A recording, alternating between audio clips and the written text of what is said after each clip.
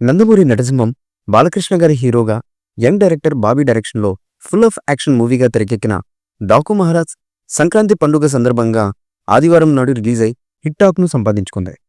రిలీజ్కు ముందు ఊహించని రేంజ్లో సినిమాపై బజ్ లేకున్నా రిలీజ్ తర్వాత మాత్రం బాక్సాఫీస్ వద్ద డాకు మహారాజ్ పేరైతే మారు మూగిపోతుంది. ఈ క్రమంలోనే నిర్మాత నాగవంశీ నందమూరి ఫ్యాన్స్కు ఓ సర్ప్రైజ్ న్యూస్ అయితే వెల్లడించారు. సినిమా నుంచి మంచి టాక్ రావడంతో మూవీ టీం ఆదివారం ప్రెస్ మీట్ నిర్వహించారు. ప్రెస్ మీట్లో పాల్గొన్నటువంటి producer Naga Vamsi Daaku Maharaaj sequel plan చేస్తున్నారనే ప్రశ్నకు ఎదురు కాగా దానిపై రియాక్ట్ అవుతూ సీక్వెల్ కాదు ప్రీక్వెల్ ప్లాన్ చేస్తున్నాం.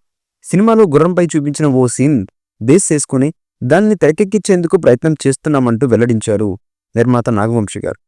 ప్రస్తుతం ఆయన కామెంట్స్ వైరల్గా మారడంతో అభిమానులు ఆనందాన్ని వ్యక్తం చేస్తున్నారు. బాలయ్య ఖాతాలో మరో హిట్ పడుతుందంటూ తమ అభిప్రాయాలను వ్యక్తం చేస్తున్నారు.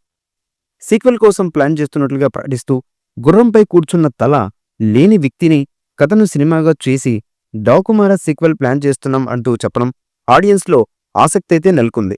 సీక్వెల్ కోసం ప్లాన్ చేస్తున్నట్లు ప్రకటిస్తూ గుర్రంపై కూర్చున్న తలలేని వ్యక్తి కథను సినిమాగా చేసి డాకు మహారాజ్ సీక్వెల్ ప్లాన్ చేస్తున్నామంటూ చెప్పడం ఆడియన్స్లో ఆసక్తిని నెలకొల్పింది. సీక్వెల్ ఆలోచనలు తాను వంశీతో షేర్ చేసుకున్నానని, ఆయన చాలా ఆనందాన్ని వ్యక్తం చేశారని బాబీ కొల్లి సైతం వివరించడం విశేషం. సినిమా సక్సెస్ మీట్ అనంతపురంలోనే గ్రాండ్గా నిర్వహించనున్నామని, తేదీని అతి త్వరలో ప్రకటిస్తామని నిర్మాత నాగవంశీ గారు వెల్లడించారు. ఇదిలా ఉండగా డాకు మహారాజ్ సీక్వెల్లో బాలకృష్ణ గారి క్యారెక్టర్ మరింత పవర్ఫుల్గా ఉండడంతో పాటు సినిమా చూస్తున్న ప్రతి ఒక్క ప్రేక్షకునికి కూడా గూస్ బంప్స్ వచ్చే తరహాలో స్క్రిప్ట్ రెడీ చేసినట్లుగా తెలుస్తున్నటువంటి సమాచారం.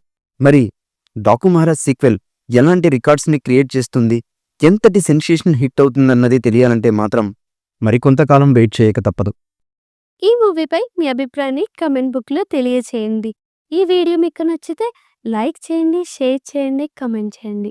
మరిన్ని అప్డేట్స్ కోసం మా ఛానల్ని సబ్స్క్రైబ్ చేయండి.